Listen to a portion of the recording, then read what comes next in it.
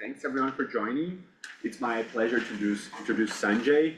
Sanjay is a social computing expert.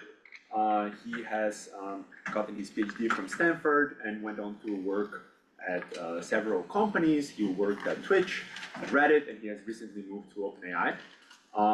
Something I've collaborated with Andres, and something I particularly like about him and that I'm super impressed about him is that he can do everything. You know, he's someone who has excelled at doing both academic work within companies, but also has been a key player in all the companies that he was. He can, give feedbacks about methods on your studies and conduct qualitative work. So he's all over the place, and he has been doing a lot of very relevant work around social computing in all these places that I talked about. So it's a pleasure to have you here at CITP, Sanjay, and we're looking very much forward for your talk. Oh, thank you. Thank you. Well, thank you all for the warm introduction. Also want to say thank you to Andres for inviting me to be here. Andres is actually one of the first people I met in the social computing community and was a big part of me getting into basically my career and job. I think some of our first interactions were probably over Twitter when I didn't have a lot of people in my local friend group who were interested in the same topics. That connection, like I said, really drew me actually into like a big life change of my career, going to grad school, into my current work. Well, not my current work, but recent work. Yeah, I felt like it's such a great motivating example of the power that like online social platforms have for creating real life change for people. And what I'd like to talk about today is some of the factors that contribute to the creation of the kinds of online communities and online social spaces where those sorts of transformative interactions can take place. And so as Manuel mentioned, I've recently made the move to OpenAI. So this is actually probably the first talk I'm giving where I'm not representing a specific social platform. So I thought I'd try something new and do more of a grand tour through a bunch of research that I've done across my time, primarily at Twitch and Reddit, around successful online communities and see if it leads to any new insights. So we can all discover that together. So I think this group knows, as well as any audience, the extent to which the design of our social environments can shape the value that we get out of them. One area that we see this clearly is in the design of physical neighborhoods. Princeton seems to have a little bit more of this feel, the kind of suburban cul-de-sac, which allows families to kind of spill out of their private space into the shared space of the street. These environments might support like hyper-local familiarity and belonging, but they may not be as accessible to outsiders or new ideas, for instance. Maybe not Princeton, but the cul-de-sac. The gridded city block, sort of with front porches, supports another kind of familiarity and interaction where the public and private are mixing. These spaces support sort of casual interaction and visibility and mixing of people.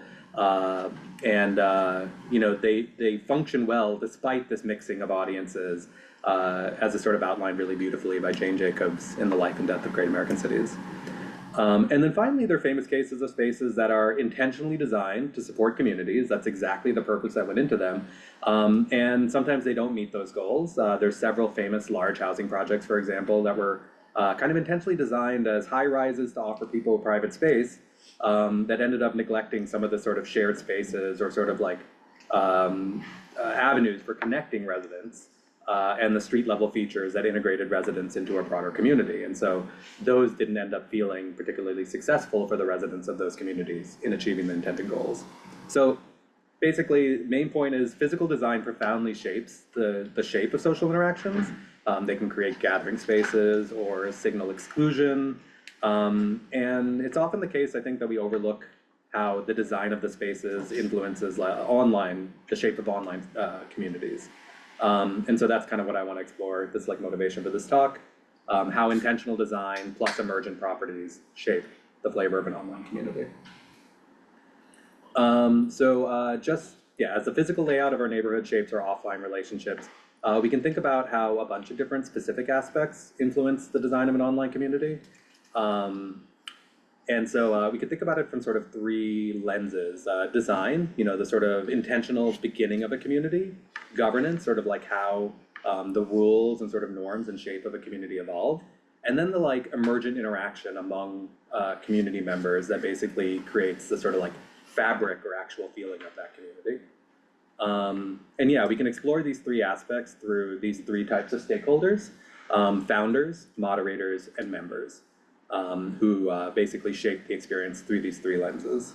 And so in this talk, I'll cover a bunch of research exploring how these three threads, lumps of threads, interact to form the fabric of an online community. So first, we'll look at how communities are born, the decisions that founders make, the vision that they bring, the tone they set, and how that translates into like the early trajectories of those communities. Second, we'll turn to some of the people who keep these communities alive, the moderators who are interpreting the rules, adapting to change, and sometimes, carrying the whole community on their backs. And then finally, we'll look at how connection itself is built through individual interactions, and how these interactions form patterns that contribute to feelings of belonging and connection and the sort of richer relational experience that is really being part of a community. And I'll mention, this covers a bunch of different areas. Actually, at each of these sort of big headers, we could sort of pause and stop for questions if folks have clarifying questions. So let's start with founders. Every online community starts with a founder. One of our open questions was sort of what role do these individuals play in shaping these communities and the value that members are ultimately going to derive from them. So a good portion of my work at Reddit was focused on understanding how we could increase the number and diversity of high quality communities around the world. And in a Kai 2024 collaboration with Jeremy Foote at Purdue, we conducted a research project to explore which early attitudes and actions from founders were associated with communities that had more successful early trajectories. So basically, if you imagine that the typical community started on Reddit fails within 28 days, what distinguishes those communities that make it past that bar? Founders matter specifically because their initial vision and actions shape this trajectory that later efforts are going to build on. And based on prior work, we had some strong intuitions about why specific founder attitudes might have measurable impacts on these trajectories. So first, founders are clearly vital to whether communities attract critical mass or the initial set of active participants who are going to make that community an appealing place for other newcomers to stay and spend their time. Founders uniquely choose what kinds of community building actions that they're going to engage in to support initial growth. Jeremy's prior work on wikis had shown substantial differences in these attitudes across creators of wiki projects. And prior empirical study of groups such as Facebook groups, such as work by Fiore and Kraut, had identified like specific relationships between certain actions and whether or not these communities take off. So with this in mind, we were interested in capturing founders' attitudes, founders of new subreddits, we were interested in capturing their attitudes before they'd actually been shaped by the experience of running the community. You can imagine if you ask people retroactively, why did you start the community, you may not get an accurate answer. So during a 10-day period in March 2023, we captured a sample of all new community creation events. Exactly 7 days after community creation, founders were invited to participate in a survey. 29,000 founders were contacted, resulting in almost 1,000 valid survey completes. And to assess the early trajectories of these communities, we captured aggregate community level statistics on the 28th day after creation. So specifically, we count the total visitors, contributors, and subscribers to each community after 28 days. And we identified 4 distinct motivations capturing why founders started their communities. For folks who are studying online communities, this seemed really familiar probably. Most prevalent on Reddit was topical interest, or generally just starting the community as a place to engage around a topic that they found exciting or entertaining, which isn't a purely social motivation to begin with. And 63% of founders agreed or strongly agreed with items on this scale. About 39% of founders expressed a motivation to connect with others, create a community to meet or keep in touch with others, or to help others express or share about themselves. 37% indicated that they created their community to exchange information, so a space to collect useful info, to share practical knowledge, or support people in their discovery of new things. And then finally, the least prevalent motivation, but still prevalent, was self-promotion, with 19% of creators indicating that they founded their community to gain support, feel important, or build visibility in their personal or professional lives. We then looked into the relationship between these motivations and early trajectories for those communities. And we found that founders with, I can describe these in a sec, founders with stronger topical interest motivations attracted more unique visitors, contributors, and subscribers. in their first 28 days than founders without these motivations. And we reason that topically focused communities may offer a clearer value proposition for potential members deciding if and how they should participate. If you can think of the context for this, basically someone started a community and now they're hoping for that community to be discovered in search, in a feed potentially, they're trying to attract new people by posting about it in places. And so it may be that the strong topical focus gives people a hook to come in. We found that founders with stronger self-promotion motivations actually attracted more unique visitors, but ultimately had fewer contributors and subscribers. So it may be that these founders attract more of a passive audience than an active community, which is a good distinction for us to draw when we're thinking about designing. And then finally, we found that stronger social connection and information exchange motivations predicted fewer unique visitors, but no change in the number of contributors or subscribers. So these motivations were successful at bringing in people who were likely to participate, but not necessarily as many of the passive lurkers. We also asked founders about their plans to engage in 4 categories of community building activity, drawn from Crowd and Resnick's Building Successful Online Communities. Quickly, we find that 45% of founders had specific plans about what they would do to raise awareness in their communities. Also about half for each of these had specific plans about how they'd welcome newcomers, how they'd encourage contributions, and for how they would regulate behavior. So these are people who said, okay, I've specifically planned out how I'm going to engage in this in the first 28 days of my community. And while founders were, I'll answer in a second. While founders were equally likely to plan for each of these 4 aspects of community building, we found that differences in these plans predicted substantial differences in the early trajectories of these communities. So first, plans to raise awareness were associated with the largest increase in unique visitors, contributors, and subscribers over the first 28 days. So plans to raise awareness had the biggest effect on sort of overall trajectories of these communities. Having plans to welcome newcomers drove more unique contributors than having plans to encourage contribution, which was a surprise to us. Counterintuitively, it felt like maybe encouraging contributions too soon seemed to drive visitors away, and that there might be value in encouraging people to passively lurk. And initial work to regulate the community didn't seem to have much impact initially. This was a bit surprising because that's one of the main focuses for new subreddit creators. They all think they have to turn on auto mod, invest in a bunch of rules, and it turned out that effectively this work was not meaningful in the early days of a community. And it may be that this is only important at certain thresholds in the future.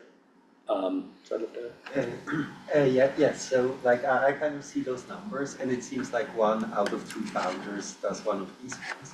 And then I wonder, is it 1 out of 2 founders who does all of them together and everybody else doesn't do anything, or is that equally distributed? I don't think it was equally distributed, but there was enough diversity that we were basically able to build this model and pull out the differences across. So we did at least have reasonable representation across different combinations of the actions. Are they usually, is a given founder usually the founder of one subreddit, or do they usually found a lot of subreddits? So it's an interesting distribution. Lots and lots of subreddits are started by just the person who's starting there first. And then a lot of subreddits are started by people who started many. A not published part of this is that we did find that the more subreddits someone had founded, the less likely the new one is to be successful. Which was sort of, actually internally we use as sort of hey, are you sure you want to take up another? I mean, an interesting thing about Reddit is if you get a good name and then you don't use it, it's actually a big loss for the platform. If someone took our CITP and wasn't using it, that would be a whole social community that may be avoided. Yeah, I check now. We had an interest in sort of thinking about people who are unlikely to be successful and how we might take action in those cases. Right. Coming from this study, we started to think about design implications. One of those things was thinking about what we might do differently to support communities and new founders if we knew about their motivations from the start. For instance, if we knew that founders were motivated by a desire to connect with others, are there specific features we could surface to help them achieve that goal? Are there specific features we'd recommend that they invest in if their goal is to exchange information? I think one thing to remember, Discord's a great example, Reddit, when you start a community, you're presented with like thousands and thousands of options. The fact that like a wiki might be available or certain connection tools or certain things are available doesn't mean that they're like actually available to somebody who has to make a decision about which ones to use. So knowing more information about like what they need to be successful might be helpful in customizing those views or presetting certain things for them. And then also we found that these motivations that kind of came up in our study basically exactly match prior work about why contributors sort of engage in these spaces. So if we knew, for instance, that somebody had created a gardening community to share information versus to connect around gardening, could we use that information to match them with contributors that have similar notions, like people that specifically want to share their knowledge and don't care about making friends, or people who want to find friends for a gardening group? Could we do more targeted recommendations based on these motivations? We specifically find that founders motivated by a certain topic had communities with more successful early trajectories. I mentioned some of the sort of ideas we had about why that was the case. So we were also wondering, are there design interventions for founders who don't have a clear topical focus? Could we nudge them towards a specific topical niche? So first, could we take the vague idea they have in their head and help them to refine it through the interface where they're creating a community? Then if we want to get more advanced, if we were already nudging them, could we nudge them to a niche that isn't well represented on Reddit already? So if, for instance, gardening is really well covered with 1,000 communities, maybe we could help them express an interest into cactus gardening that's not covered, where they could actually really have a successful community rather than being community 1001. And then another main takeaway from this work was the idea of inflection points. Just the idea that the timing of certain actions could be just as important as the actions themselves.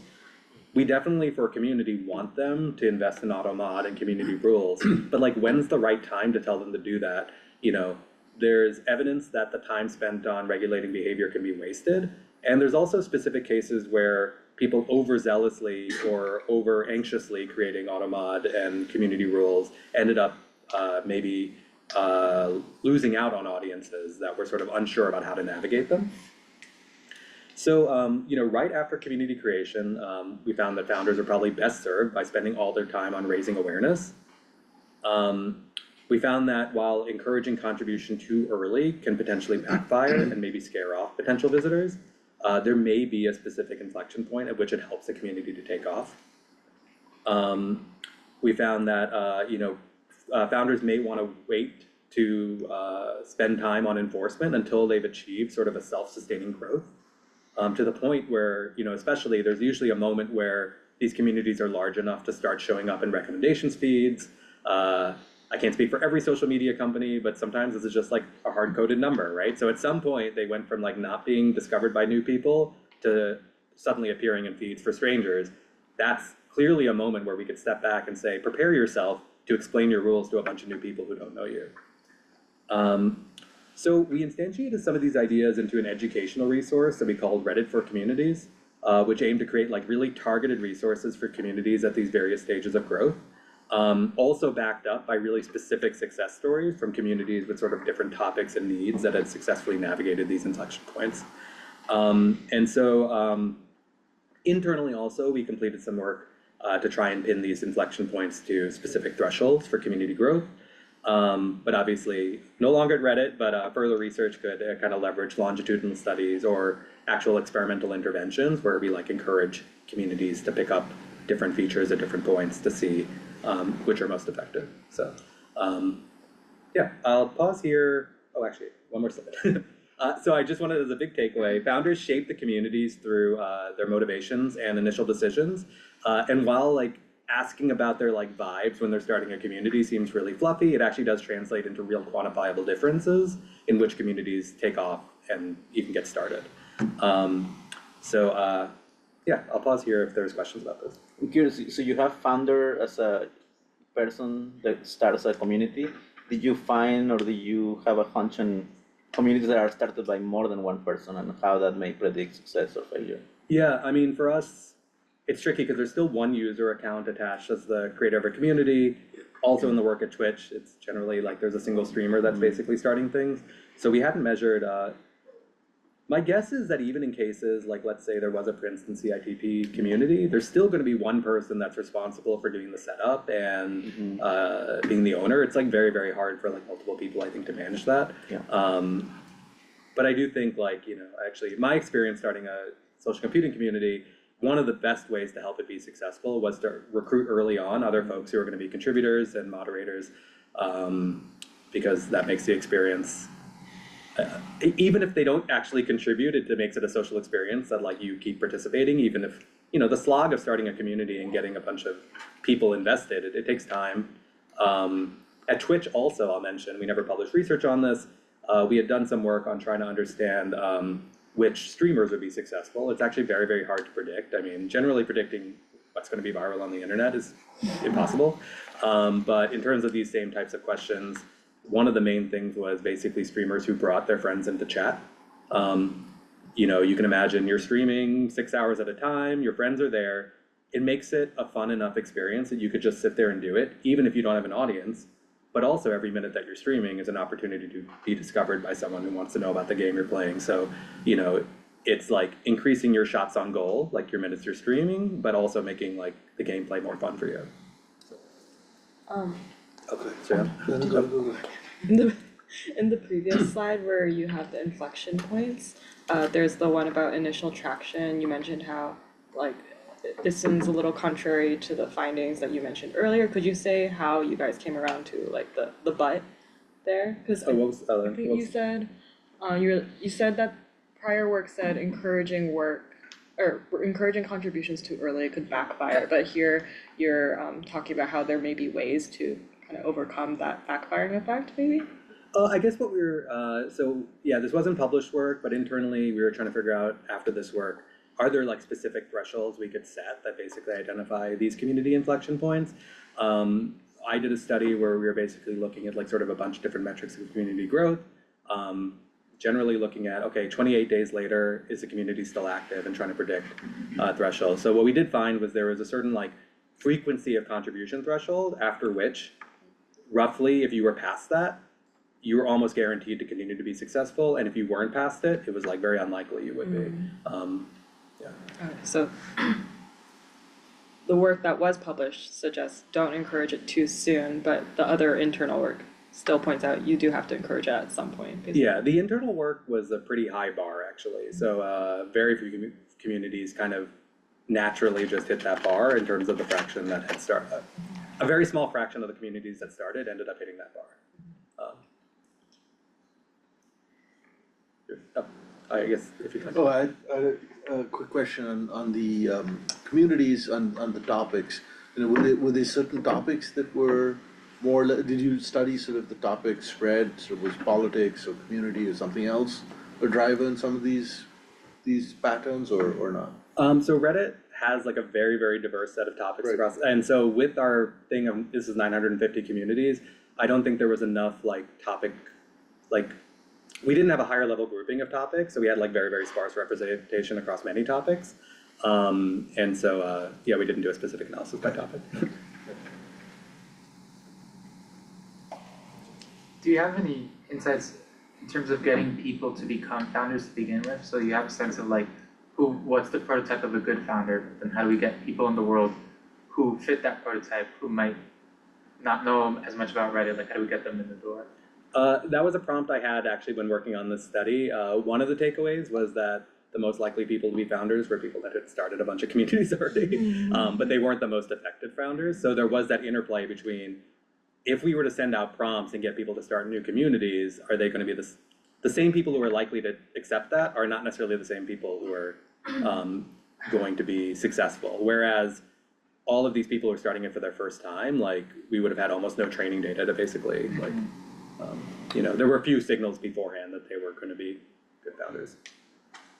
I was also just curious, for like a good community, is there typically a ratio of like visitors to contributors to, I forget the last column? So that changes like really dramatically across this community life cycle, and also good community here is almost uniquely talking about communities with activity, whereas when we talk about larger communities, especially on Reddit, good community starts meaning a lot of different things.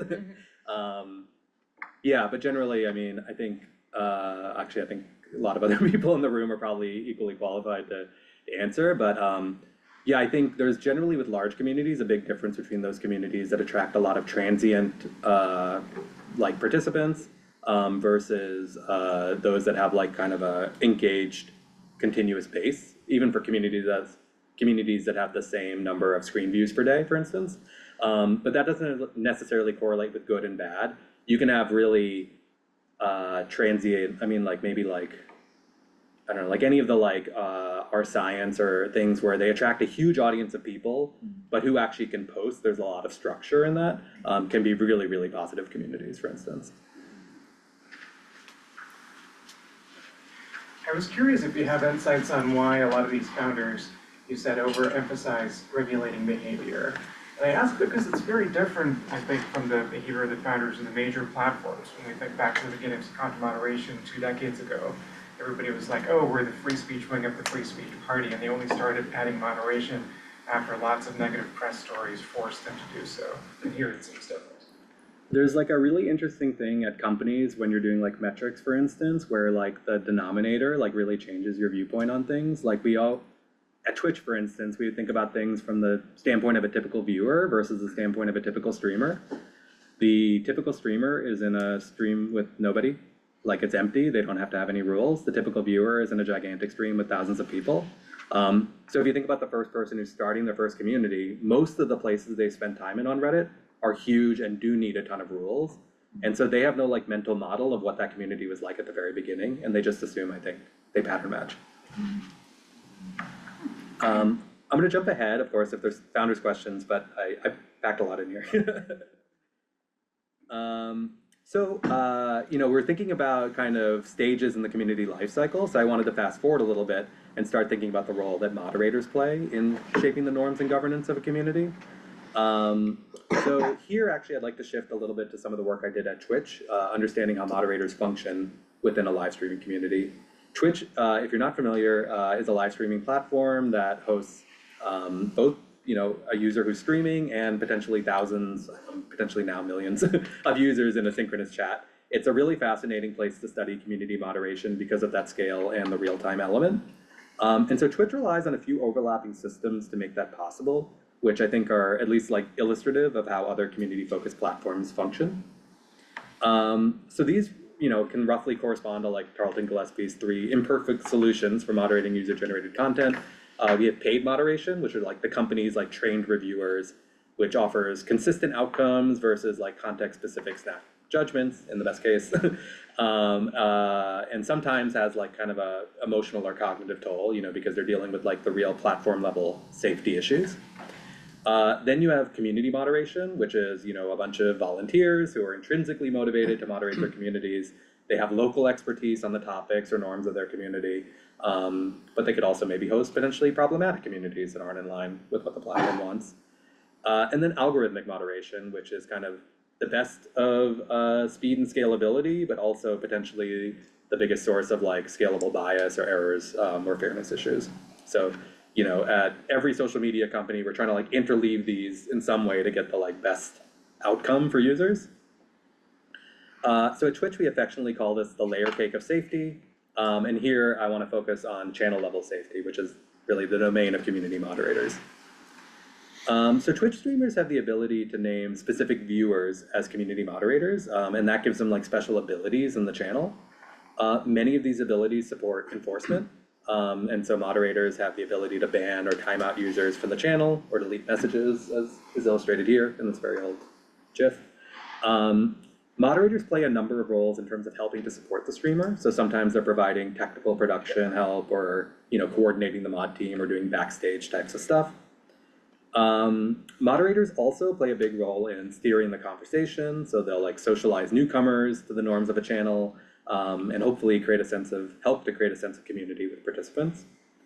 And then finally, mods just serve as visible members of the community who have the ability to kind of implicitly model or like explicitly state the norms for desired behavior within the community. So in a Group 2023 paper, a collaboration with Joseph Searing, who's now at KAIST, we conducted a large-scale survey-based study to explore the roles and responsibilities of moderators. Because there had been a lot of qualitative studies of moderators on Twitch and Reddit, we were effectively trying to attach, numbers, I think, to a bunch of intuitions that had been generated across a lot of great research in the past. Specifically, we were interested in how and why individuals end up becoming moderators, and then how the role of moderation was expressed in practice across communities on Twitch. I'll kind of speed through this a little bit. We conducted our study with over 1,000 Twitch moderators based in the US. We aimed for a pretty representative sample. It actually turned out that the population of moderators was a little bit more diverse than kind of prior studies have shown the Twitch viewer audience to be. And we tried to make sure to capture the moderation experience across a bunch of different contexts. So mods of single channels versus mods who moderate multiple channels, shorter or longer tenure, and mods working solo or with larger teams. So survey participants provided us with kind of free text answers about why they chose to become mods in a community. We used LDA-based topic modeling to identify 3 common themes in their responses. First one was a motivation to support a close friend in their streaming goals. This was often kind of mutual moderation kind of agreements, so like people moderating each other's streams. But this idea I mentioned before of just having a trusted friend in the channel with you as you're streaming. Second was just a general motivation to foster a positive and active community. And then finally, there was a related but distinct motivation to create a safe and welcoming environment for others. So keep those in mind. We also identified the tasks that moderators said they performed most frequently. And so we've ranked these here in order of the tasks that are most common, and then broken them out, the frequency by channel size. So this is the fraction of mods who had said they'd performed each of these tasks within the preceding month, and I'll call these out. And I'll mention also, we highlight in gray those tasks which became significantly more frequent as channels grew in size. So things that are in gray are things that moderators are doing more and more often as channels get larger, while those that are in white are things that don't become more common. The most common tasks across all channel was, the most common tasks were welcoming newcomers and participating in chat, which seems really well aligned with the reasons why viewers became moderators in the first place, if you think about their motivations.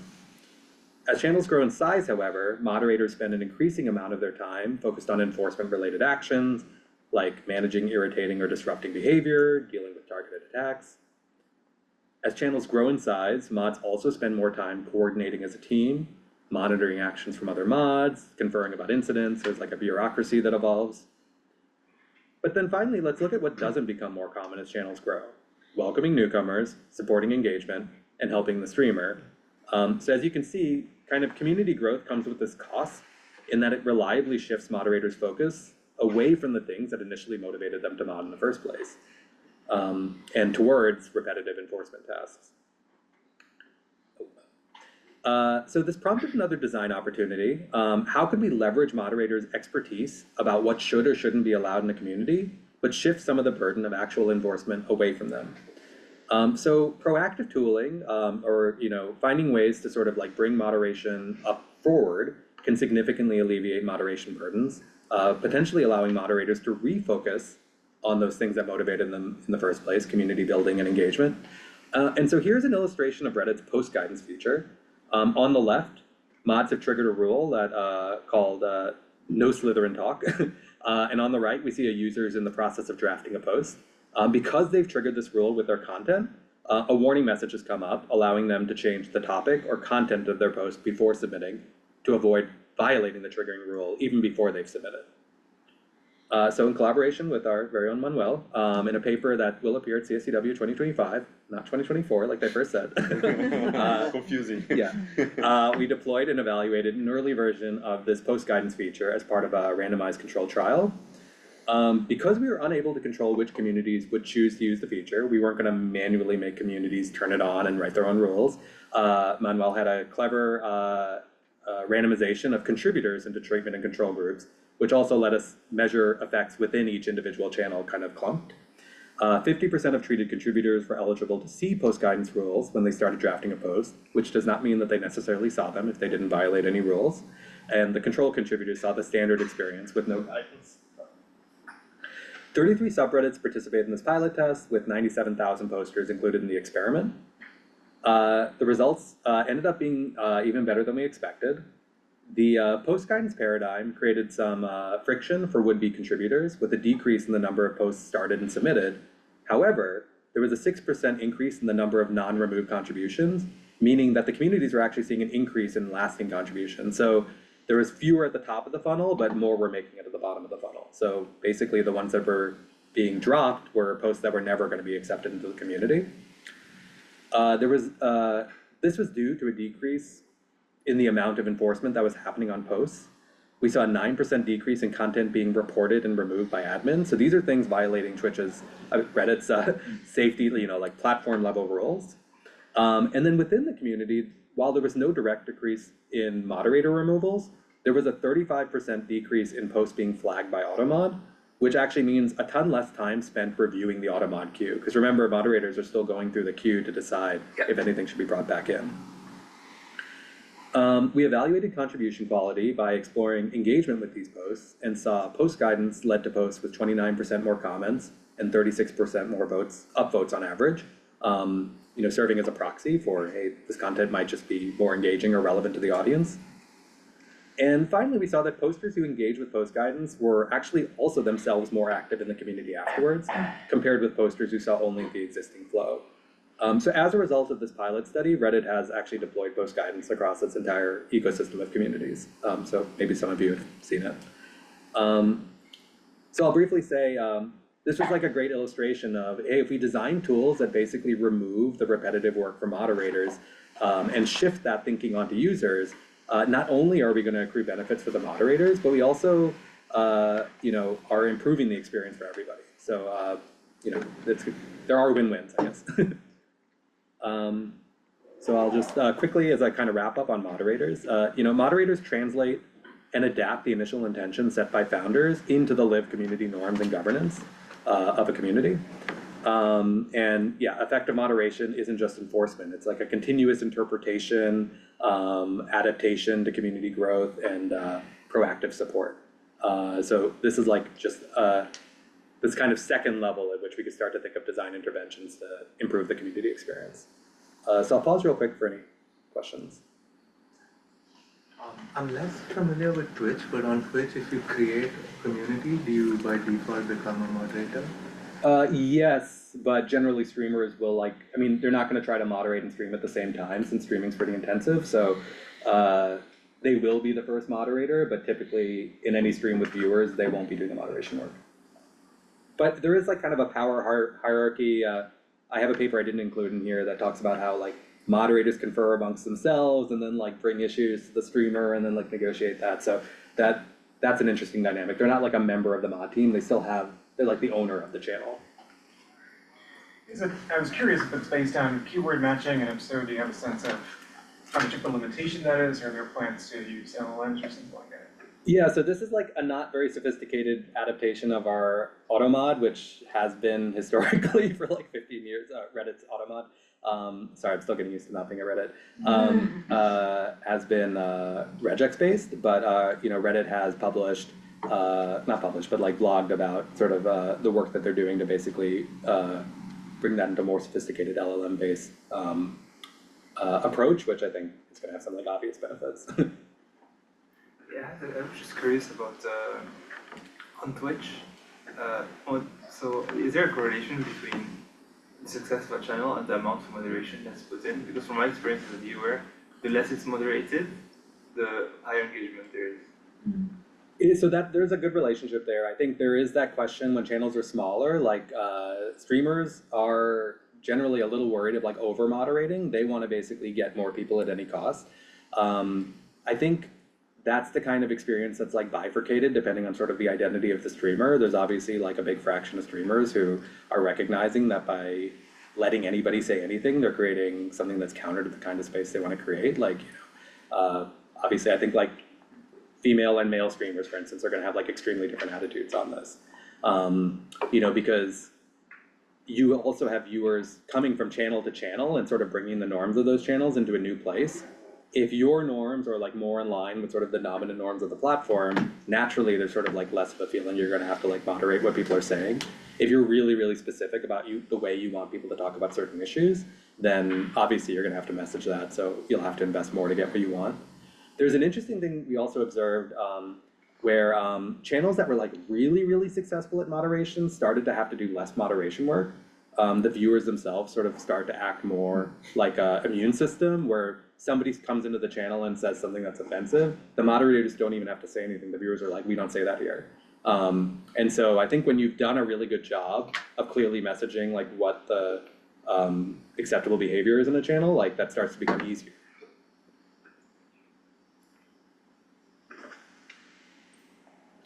Have you run into situations where the mods disagree with each other on how to deal with the particular kind of thing that they're moderating, and how do they resolve this, and how does that lead to splintering and creating new communities? Like, can moderation tension be a trigger for new communities and new founders? Yeah, so definitely there was a CSCW 2022 paper that I almost talked about in this, but I realized I didn't have time, where we looked at this. It was basically, there's kind of two levels of sort of disagreements and resolutions. One is in the moment, so sometimes like in the moment, people aren't sure how to respond to something. They'll like confer, get a second opinion. There, I think moderators generally approach it as they need to come up with a decision quickly and they need to present a united front. So one of the things that was really universal was like they never disagree in front of people. But they would also have these sort of like staff meetings, and we call this like reflection on action, like versus reflection in action, from Sean's like reflective practice. There they would have like more philosophical or substantive discussions.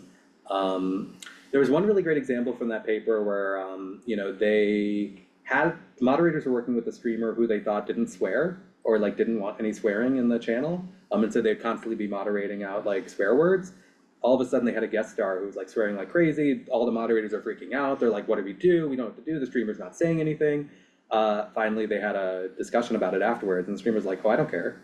Like, he didn't swear himself, but he didn't care if anybody else did. And they had just interpreted that based on his action. So most of the stories we heard about were about resolving things versus like a conflict that isn't resolved. But I also say part of that is this power dynamic where there is one person who has power over the channel who is the correct answer, right? So in Reddit, it might be different. I just wondered, I think at Twitch it is, but in Reddit I'm not sure. If the moderators do not moderate enough, the channel can get banned. And how do you manage, is it like very challenging to manage this with like super high growth channels, for example, that might not necessarily respect the rules that you want to enforce as a company? How do you manage this conflict in general? Is it like, can it like hinder and kill channels that might benefit the company financially but not total? Yeah. I think obviously companies at different stages of growth and like companies with like kind of different infrastructure for doing these are all going to handle it differently to better or worse extent. I mean, my experience at Twitch was really positive in that we had an incredible policy team. I think the more clearly and more like lucidly a policy team can lay down very specifically what's acceptable and what's not, in a way that makes those decisions less ambiguous, the easier it is to navigate those discussions. So like having really vague policies like, oh, you should dress appropriately when they're on stream, you know, lends itself to a lot of places where maybe other interests could take over. You know, where people could say, hey, you know, I actually think it was appropriate because the streamer's gigantic and generates a lot of revenue. Whereas like a really good policy team, it's like, you know, writing legal precedent. If they can really carve out the line of what's acceptable, it at least reduces the ambiguity around those things. You know, we've made an upfront commitment to what we think is acceptable.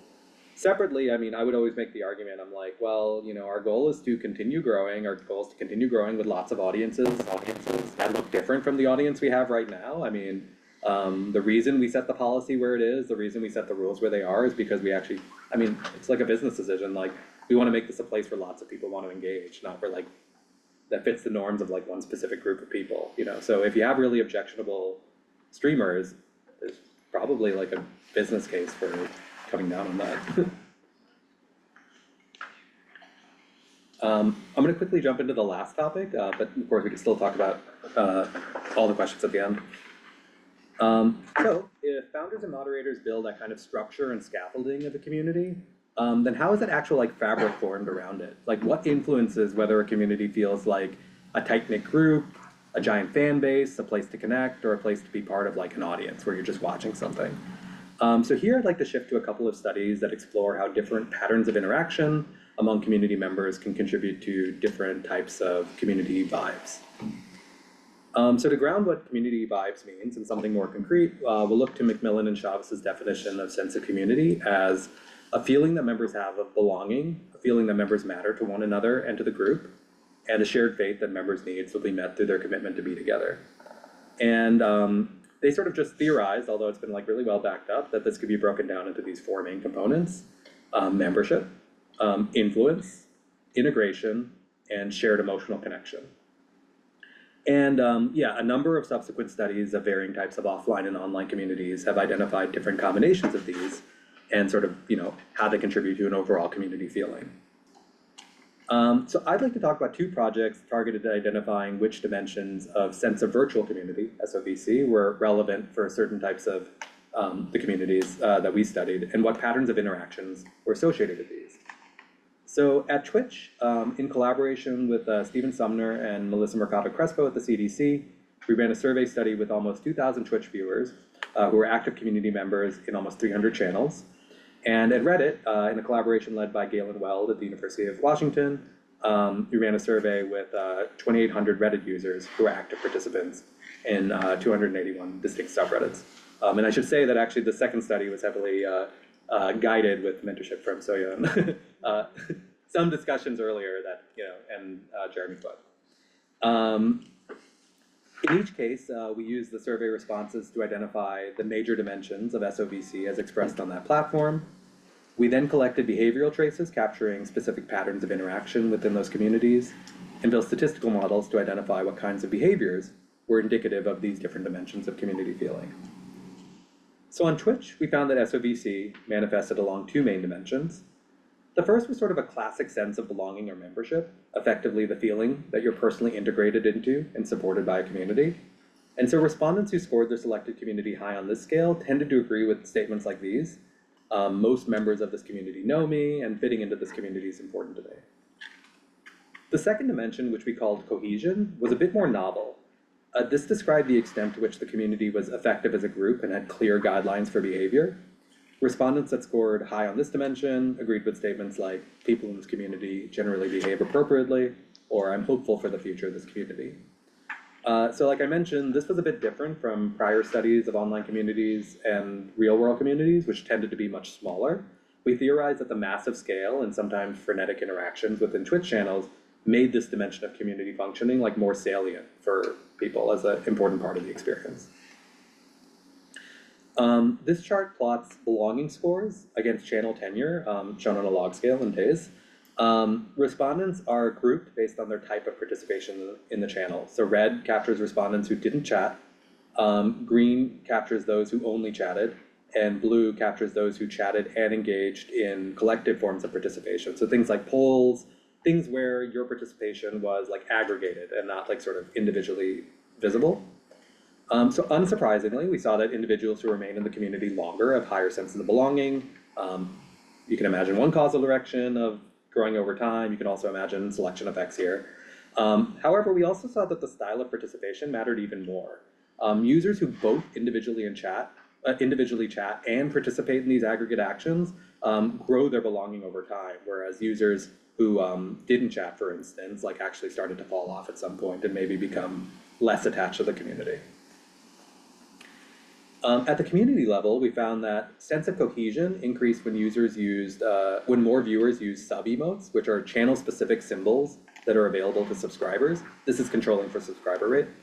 However, cohesion decreased when more viewers use global emotes, which are basically the emotes that are available to all viewers across the channel. So some of them have changed now. I think Twitch lost the rights, but like PogChamp or these ones, Kappa.